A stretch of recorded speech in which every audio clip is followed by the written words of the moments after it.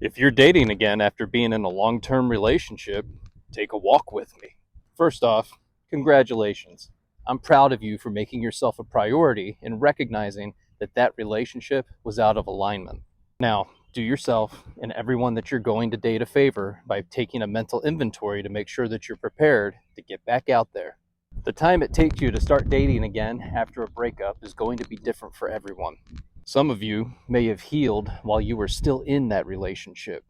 And right now you're thinking, that's awful. Who would do something like that? A lot of people do something like that. And they'll do whatever mental gymnastics is necessary to justify it. For clarity, I'm just talking about relatively normal relationships that didn't work out for whatever reason. When you heal while you're still in that relationship, oftentimes it confuses your partner because at some point you stop talking and they just thought, cool, we must be good now. So they kept doing what they've always done in that relationship, thinking, problem solved. Meanwhile, your contempt and resentment continued to grow because there was zero communication or resolution to any of the problems, real or imagined. And I know you know what I'm talking about when I say imagined. Those are all the yeah, but, and what if scenarios that run through your head. The problem is, you don't have enough information, so you filled in the gaps with something else, which often proves to be unhelpful. And if this is where you are right now, good. That relationship can still be saved, if you want it to. But your approach needs to change, and you have to acknowledge that what you've co created isn't working. This is an excellent opportunity to take the time to yourself to gain clarity on why. It's easy to blame, argue, shut down, walk away, and start over. It's hard to get really honest about the life that you've co created with this other person, to have the willingness to take ownership and responsibility for your part in this relationship. And this isn't victim blaming or saying that it's all your fault, but can you take ownership of 2% of the relationship?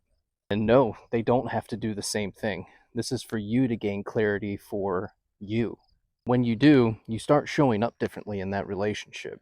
You open the door to new opportunities in the context of that relationship. You have to remember that change always starts with you, even though it's pretty typical for us to want to fix or change the other person because they're obviously the one that's broken. You can't and shouldn't want to change other people just so you can be with them. You change for you and give the universe an opportunity to respond. Not everyone has the emotional capacity to approach their relationship like this, and that's okay. This is next level awareness. So if you started dating again after a long-term relationship, here's some tips. Number one, are you actually emotionally available, or do you still long for the ties that you have to your past person? There's no judgment here. It's just awareness of you. A lot of times it's not the person that you miss, it's the feelings that they gave you, which if you really think about it, it's just all the love that you have to give to someone. And in that relationship, you actively chose to go all in and to give it to them. And just because that relationship didn't work out doesn't mean that there's something fundamentally wrong with the love that you have to give. They just weren't the right person to receive it. So then the question becomes, are you willing to let a new person learn who you are? Number two, do you find yourself craving to be in love again? You just love love. Your intentions matter. Don't let your desire for love blind you from who the person that you're currently dating actually is. You know, those red flags that we paint white and ignore them. No, you're good. You're good. You're good. My roster's low, so you're good. It's okay. Don't let a scarcity mindset pull you in a direction that you don't really want to go. Number three, stop yourself if you find yourself giving too much too soon.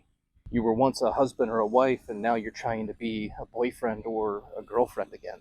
And that can cause you to assign thoughts, feelings, and emotions to a new person that they haven't earned yet. The other problem we run into is you assign your old problems to the new person as well. They weren't present for your old problems and they didn't cause them. So slow things down and give them the opportunity to respond to whatever situation you're currently in because they have a different emotional capacity. They have different tools than your past partner did. You might just find when you give them some space that you're pleasantly surprised at how they respond. Now you're breaking your patterns, and that's a beautiful thing. Number three, see dating as a data collection opportunity. People always seem to have a lot of questions around the pacing of new relationships. Get clear on your goals, values, and standards for a relationship with you, and inside of all of that, you'll recognize your boundaries as well. Use that as your guide for the pace of your relationships. Number four, Get clear on who you are outside of that past relationship. Your confidence might be shaken right now, and that's okay. As you look at your life right now, you'll observe that your house looks the same, you're still working the same job, driving the same car, taking the same dog for a walk. All that's missing is this one character that I just need to plug into that spot. Believe me, I wish it was that easy, but it's not. You are the author of your story. And as you invite new characters in, certain aspects of your life are going to continue to change, grow, develop, and evolve. Relationships aren't plug and play. It's going to require change in all the best ways possible.